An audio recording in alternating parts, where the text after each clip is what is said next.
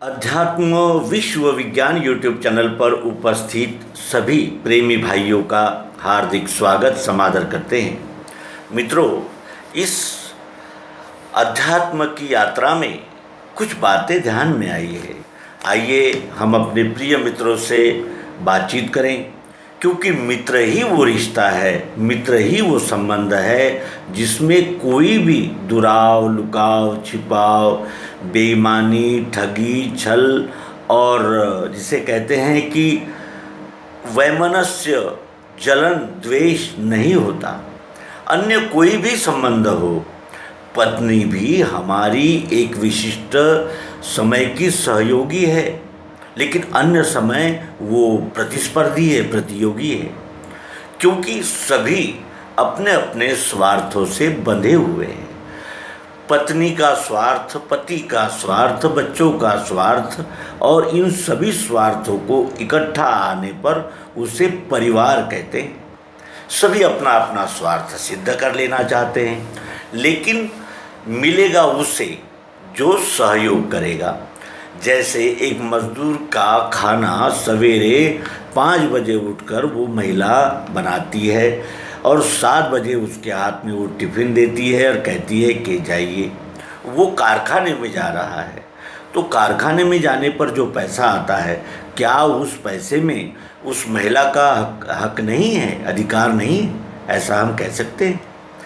या जो बेटा अपने पिताजी की साइकिल अब ड्यूटी पे जाना है तो उसे पोंछ पाछ के रेडी रखें, और पिता ने हमें दी हुई सहूलियतों और यानी मौक़ों का हम उचित लाभ ले सकें, लाभ लें, तो क्या उस पुरुष ने किए हुए परिश्रम को श्रेय देना नहीं है?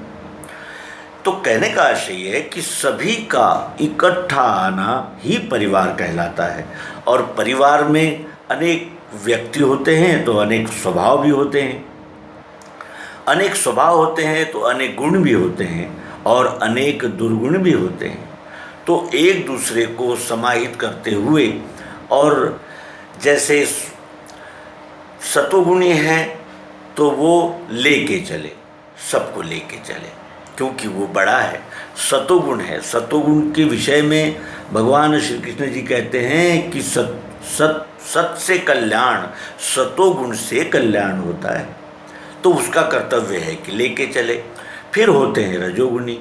रजोगुणी का है कि निभ के चले, सबके साथ निभ के चले। निभ के चले का अर्थ है एडजस्टमेंट करते हुए जीवन यापन करना, क्योंकि वो रजोगुणी है।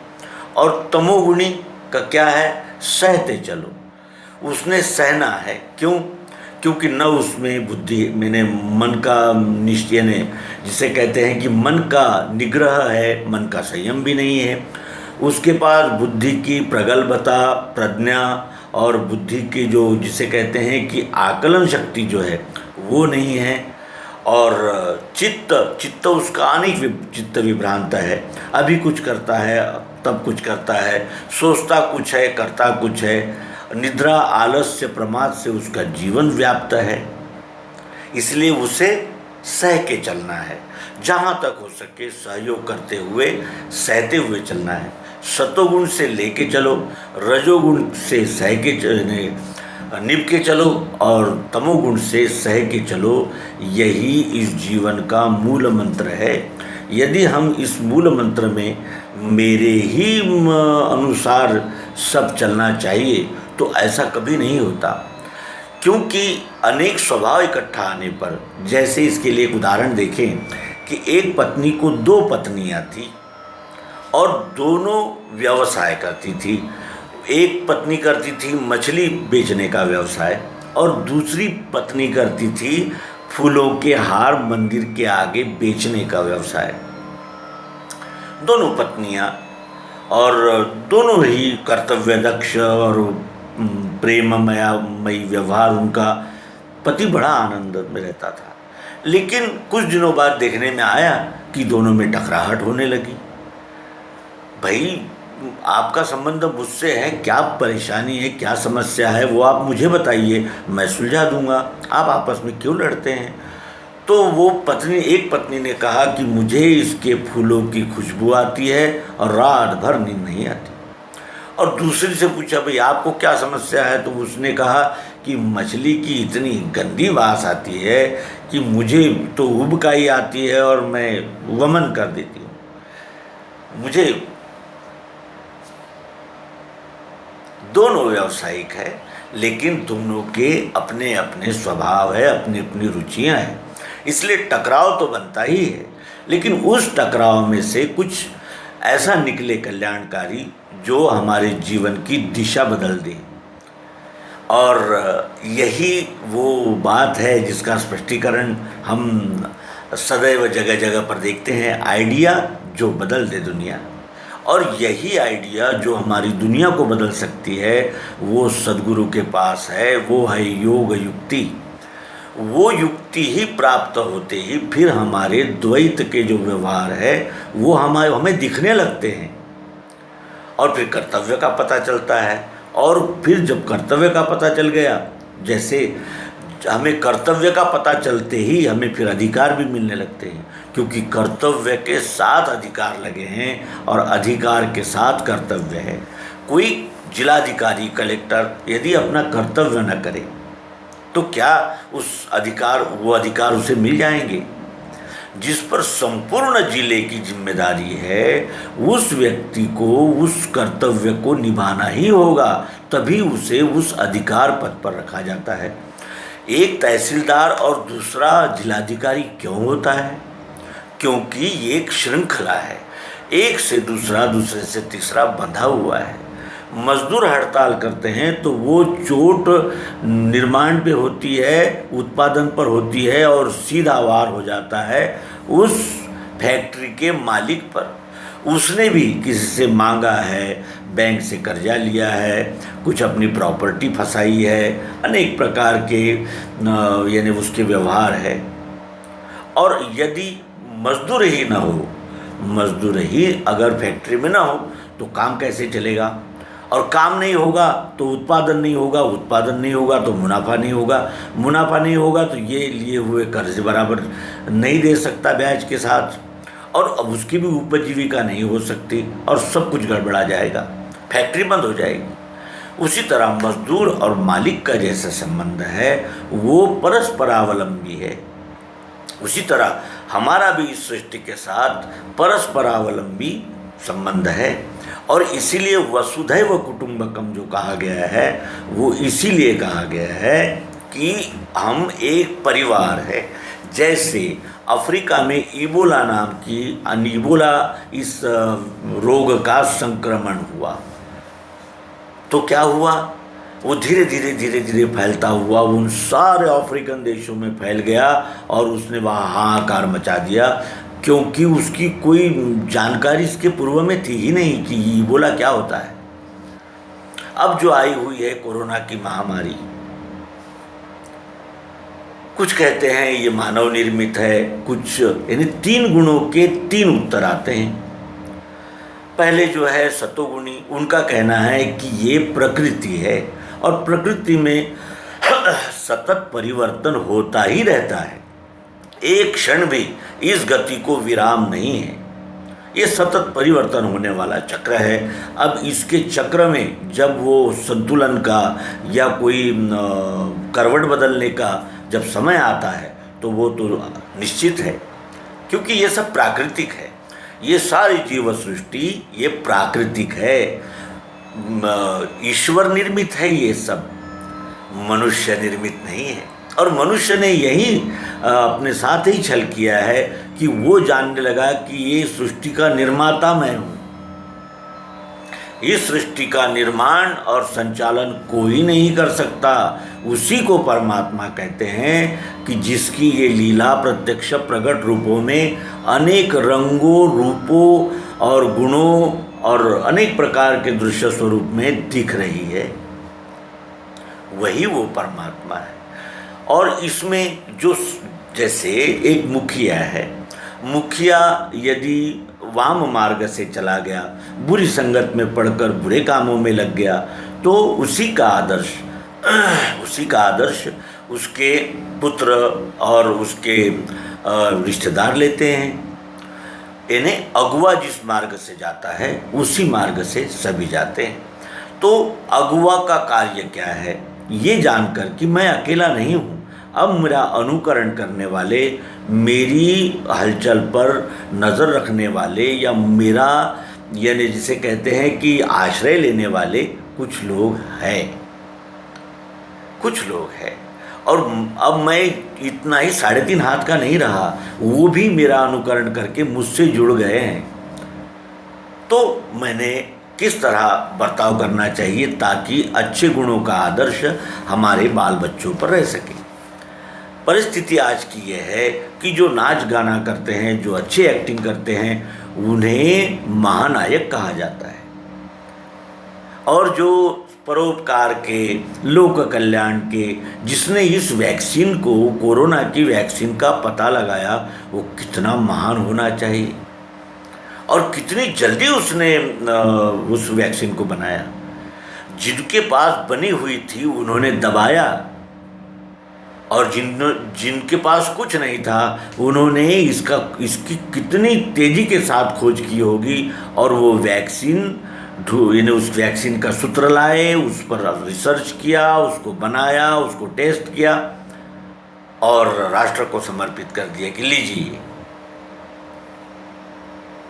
इन्हें कहने का आशय है। और दूसरा पक्ष यह है कि इस विश्व की संपूर्ण अर्थव्यवस्था को मैं कोलैप्स कर दूं और मैं सबसे आगे रहूं, और फिर इसी बात का दबाव लाकर यानी जो अगल बगल के लोग हैं छोटे मोटे, उनको अपने प्रभुत्व में लाऊं और एक दिन उन्हें भी गुलाम बना लूं। ये मानसिकता।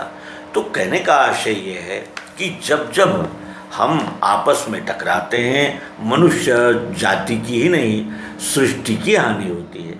और इसलिए ये पर्यावरण दिन और अनेक प्रकार के जो दिन यानी हम ये मनाते हैं, इसके पीछे की रूपरेखा क्या है, क्यों मनाते हैं, क्या कारण है, और क्या ये मनाने से कोई परिवर्तन होता है? उससे केवल यही परिवर्तन अवश्यम भावी और महत्वपूर्ण है कि वो उस मुद्दे की ओर जागृत रखता है, जनमानस को उस मुद्दे की ओर जागृत रखता है, क्योंकि प्रतिवर्ष वो दिन आता है और उसी नाम से मनाया जाता है। तो कहने का आशय यह है कि एक निमित्त बनकर हमें वो स्मरण रहता है। उसी तरह श्रीमद् भगवद गीता ये भीष्म पर्व के में आई हुई है और महाभारत में ये संग्रहित है। 18 अध्यायों का ये संकलन है और अर्जुन श्री कृष्ण जी का संवाद है। अर्जुन जो इतना महावीर और जिसे कहते हैं धनुर्धारी नंबर 1, वो अर्जुन रण में जाकर एक महिला की तरह रोने लगा, गांडीव हाथ से छूट गए, रोमराजी खड़ी हुई।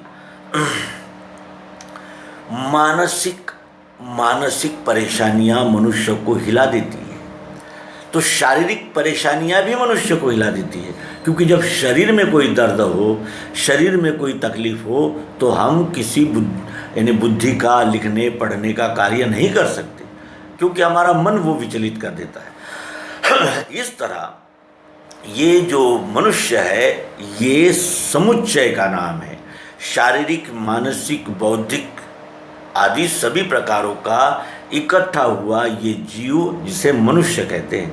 तो बुद्धि को व्याधि होती है तो मन नहीं लगता, मन को व्याधि होती है तो इंद्रियां शिथिल पड़ जाती है, यानी ये एक समुच्चय है।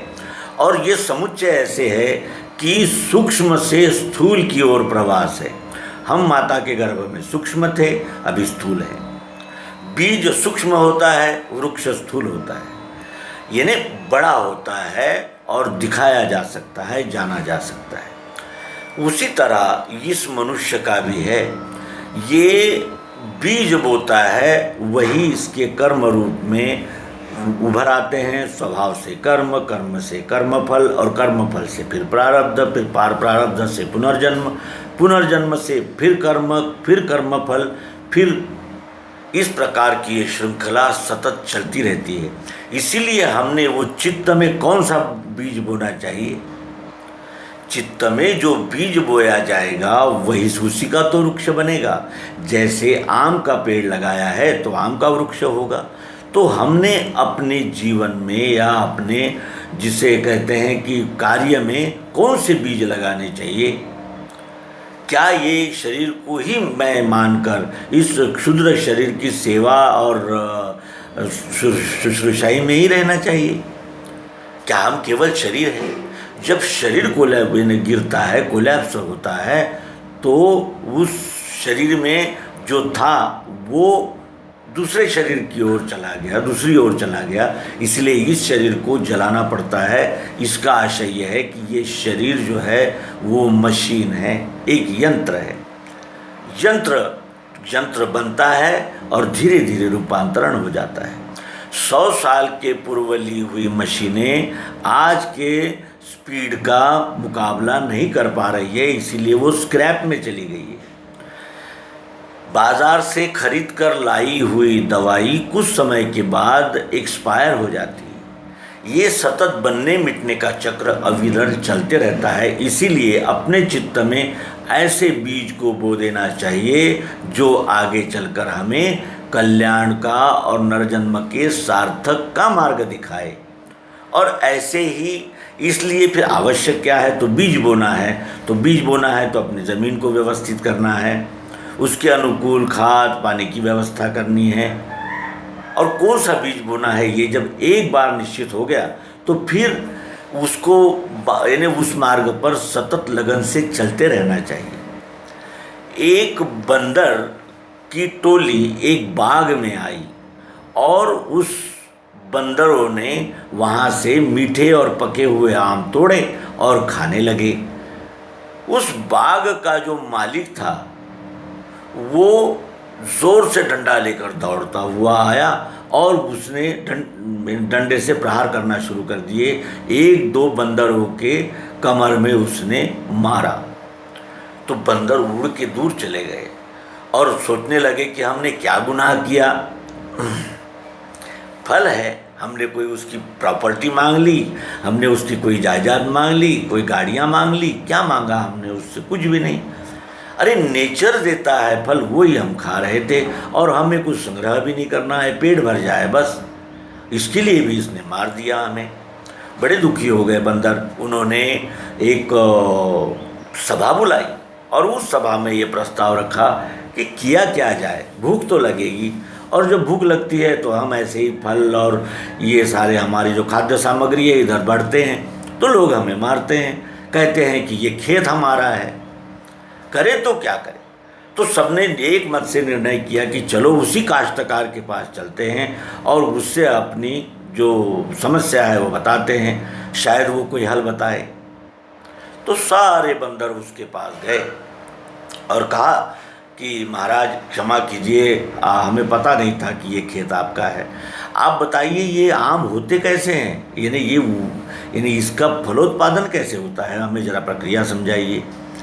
तो उसके बेटे ने उसी समय एक आम खाया था और उसकी जो बीज थी वो उनको उठा कर दे दी कि बोले इसको ज़मीन में डाल दो, उसको पानी दो, वो यही बीज आगे चलकर पेड़ बनता है और फिर आम होते हैं। तो बंदरों ने कहा तो बहुत अच्छी बात है, हम खुद उगाएंगे, खुद खाएंगे। वो उस बीज को लेकर जंगल में गए, उन्होंने गड्ढा खोदा, वहाँ बीज को दबाया और मिट्टी डाल दी और उस पर बैठ गया एक बंदर। और सुबह से शाम हो गई, वो कहने लगा कि अरे ये क्या हुआ, अभी तक काम नहीं हुए। फिर उसने खोल कर देखा, फिर बीज को निकाला, अरे बोले अभी तो बीज ही है, फिर उसने गाड़ दिया।